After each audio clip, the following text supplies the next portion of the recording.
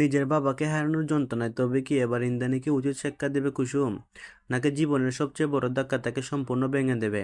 হ্যাঁ বন্ধুরা, কুসুম ধারাবাহিকের আগামী পর্বে আসতে চলেছে একের পর এক চমক দেওয়া ঘটনা। তাই ভিডিওটি শেষ পর্যন্ত দেখুন। যে মানুষটার হাত ধরার জন্য একদিন নিজের বাবার কথাও অমান্য করেছিল কুসুম, আর সেই সিদ্ধান্ত যেন তার জীবনের সবচেয়ে বড় অভিশাপ হয়ে ফিরে এসেছে। চারপাশে শুধু কষ্ট আর হতাশা, নিজের চোখের সামনে বাবার অসহায় অবস্থা দেখে ভেতরে ভিতরে সে ভেঙে পড়েছে।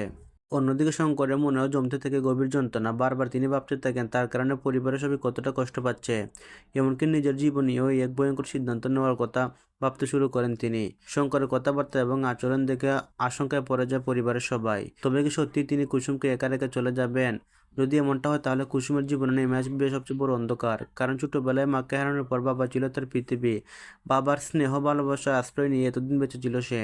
এদিকে আয়ুমানের বাড়িতে উপস্থিত সকলের সামনে নিজের মনের কষ্ট আর জমে থাকা যন্ত্রণা প্রকাশ করে কুসুম। কান্না জড়িত কণ্ঠে সে জানায় ভাগ্য যেন বারবার তার কাছ থেকে প্রিয় মানুষগুলোকে কেড়ে নিচ্ছে। নিজের অতীতের কথা মনে করে সে ভেঙে পড়ে সবার সামনে। কুসুমের এই অবস্থা দেখে পরিবারের অন্য সদস্যরা গভীরভাবে চিন্তিত হয়ে পড়ে।